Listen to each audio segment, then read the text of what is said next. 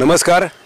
क्रिकलाईव्ह.in website आणि Pune tennis cricket Facebook page यांच्यामार्फत tennis ball क्रिकेटमधल्या काही पडद्यासमोर आणि पडद्याआड गेलेल्या क्रिकेट खेळाडूंची ओळख क्रिकेट जगताला व्हावी म्हणून एक अभिनव अशा प्रकारचा उपक्रम आपण घेऊन आलोत. भेट दिग्गजांशी या अंतर्गत आज आपण पुणे शहर आणि परिसरातील नामांकित टेनिस बॉल क्रिकेट खेळाडूंशी चर्चा करतोय.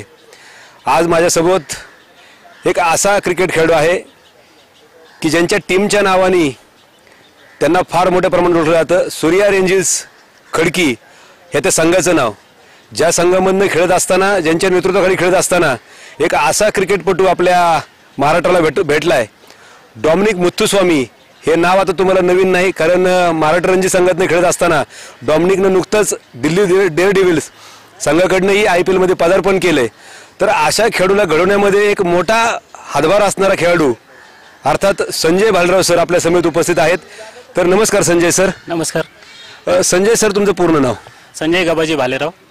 संजय सर, साधारण टेनिस बॉल क्रिकेट खेळायला तुम्ही कधीपासून सुरुवात केलीत? मी साधारणतः 1988 साली टेनिस बॉल क्रिकेट खेळायला सुरुवात केली.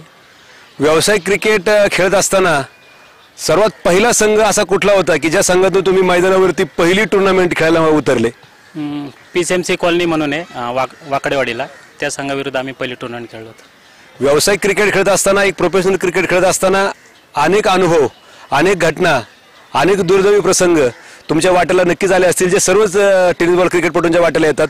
तर असे कुठले निवडक अनुभव आहेत की जे तुम्ही आयुष्यात कधीच विसरू शकणार नाही? मी ज्यावेळेस टेनिस क्रिकेट खेळायला सुरुवात केली तर आम्ही पहिले 3 वर्ष नुसतं क्वार्टर फायनलला हरत होतो. आणि त्याच्यानंतर मग जेव्हा आम्ही युनिव्हर्सिटीमध्ये पहिली टुर्नामेंट जिंकलो, मग त्याच्यानंतर आम्ही मागे वळून पाहिलं नाही. पण 3 वर्ष हा काळ आम्हाला खूप दुःखद गेला. 3 वर्ष तुम्हाला एकही टुर्नामेंट जिंकता आली नाही, परंतु त्यामुळे तुम्ही क्रिकेट बंद नाही केलं? एक जिद्द होती की पुण्यामध्ये नाव करायचं आणि आपलं संघ घेऊन खेळायचं, ही मनाशी गाठ होती. हे क्रिकेट खेळत असताना असा कुठला अनुभव आहे का की ज्या अनुभवानं तुम्हाला आयुष्यामध्ये खूप काही शिकण्याची संधी दिली? मी क्रिकेटमध्ये हे सांगू इच्छितो, कुठले आपल्या विरुद्ध जो प्लेअर आहे त्याला कधीही मोठं समजू नका आणि किंवा छोटेही समजू नका. तुम्ही 100% जर मैदानावर दिलं तर तुम्ही नक्कीच यशस्वी व्हाल. सनी डेज म्हणून टीम आहे येरवड्याचे, त्यांच्या विरुद्ध आमचा सामना होता नेहरू नगरला. त्यांना 5 ओव्हरमध्ये 15 रन पाहिजे होते आणि त्यांचा एकच प्लेअर आऊट झाला होता. बाहेरून आवाज यायला लागले, आऊट झाल्यानंतर दुसरा प्लेअर आतमध्ये आला, पोरं बोलायला लागले जाऊन टेस्ट मॅच खेळ. तो आला, तो डिफेन्स खेळायला लागला, ती मॅच आम्ही जिंकलो. बरोबर. कधी कधी चुकीचा सल्ला तुम्हाला पराभवाच्या खाईत लुटून जातो. डॉमिनिक मुथुस्वामी हा तुमच्या नेतृत्वाखाली खेळणारा खेळाडू आज एक प्रचंड मोठा खेळाडू महाराष्ट्र रणजी संघामध्ये तो खेळलाच आहे. त्याबरोबर सध्या तो दिल्ली डेअरडेव्हिल्स कडनंही खेळतोय. तर त्या खेळाडूचा जीवन प्रवास तुमच्या नजरेतून कसा होता? डॉमिनिक ज्यावेळेस माझ्या संघामध्ये आला त्यावेळेस आमचे 2 संघ होते, A टीम आणि B टीम.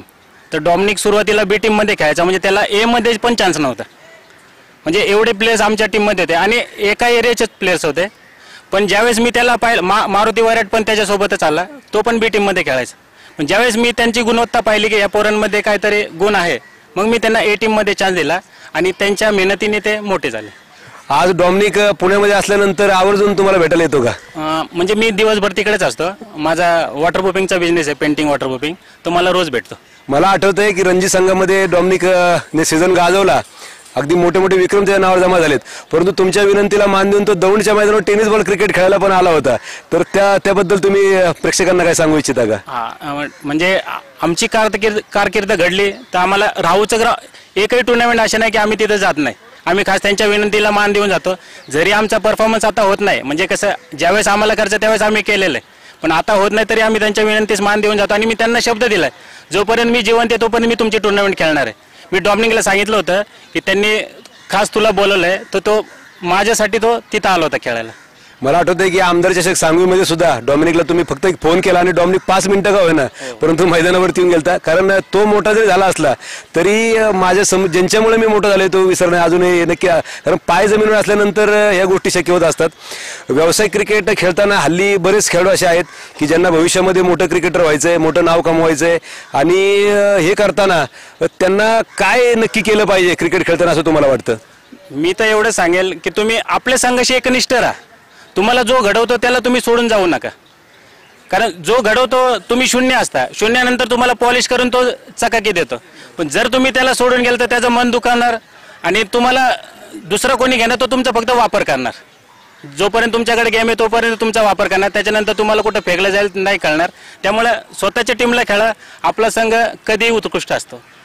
संजय बाळराव खेळत असताना संजय बाळरावांना फलंदाज म्हणून मॅच जिंकून द्यायला आवडायची, गोलंदाज म्हणून मॅच जिंकून द्यायला आवडायची की कर्णधार म्हणून मॅच जिंकून द्यायला आवडायची? मी तिन्ही पातळीवर म्हणजे व्यवस्थित होतो आणि माझा असं होतं मी कोणावर डिपेंड नाही राहतो. आता समजा मारुती, वैराट, डॉमिनिक असं डिपेंड नाही की मारुती या मॅचला नाही तर जायचं नाही टुर्नामेंटला, असं नाही. जे प्लेयर्स मिळेल त्यांना घेऊन जायचं, एकच इच्छा असायची की जिंकायचं. टेनिस बॉल क्रिकेटमधला तुमचा आदर्श खेळाडू कुठला? आदर्श म्हणजे मी फलंदाजामध्ये सांगतो, मला पुण्यामध्ये फक्त 3 फलंदाज आवडायचे. एक अमोल आल्हाट, संदीप जगताप आणि मारुती वैराट. आणि गोलंदाजामध्ये? वाडेकर, उमेश वाडेकर यांची गोलंदाजी तुम्हाला आवडायची. cricklife.in वेबसाईट आणि Pune tennis cricket Facebook page यांच्यामार्फत जे काम काही दिवसांपासून पुणे शहरातील टेनिस बॉल क्रिकेटपटूंसाठी केलं जातंय, तर हे काम योग्य दिशेनं चाललंय का, किंवा ह्या कामामध्ये काही बदल केले जावेत का, किंवा हे काम करत असताना अजून काही उणिवा तुम्हाला जाणवतात का? सर्वप्रथम अजितदादा दुधवावते आणि मंडले सरांचं मनापासून अभिनंदन, तसेच त्यांचे सहकारी व मित्रपरिवार यांचंही मी अभिनंदन करतो. असा कार्यक्रम तुम्ही निस्वार्थपणे करता, कुठलाही स्वार्थ नाही याच्यामध्ये. असे काम करणारे खूप कमी मंडळी भेटतील आणि तुम्ही खूप चांगल्या प्रकारे हे काम करताय. आणि उणिवा तर नाहीच आहे याच्यात. तुमच्या मनाला जेवढं चांगलं वाटतं तुम्ही त्याच्यापेक्षाही जास्त चांगलं काम करताय.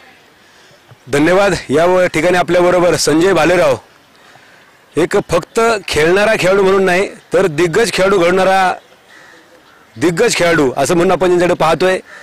आणि त्यांनी वेळातूळ काढून आपल्यासाठी या ठिकाणी ते आले. कित्येक चांगल्या गोष्टींवर आपण त्यांच्याबरोबर चर्चा केली. त्यांच्या पुढील क्रिकेटच्या कारकिर्दीला, त्याचबरोबर त्यांचं जे भावी आयुष्य आहे त्यासाठी cricklife.in वेबसाईट आणि पुणे टेनिस क्रिकेट फेसबुकतर्फे त्यांना खूप खूप शुभेच्छा. धन्यवाद.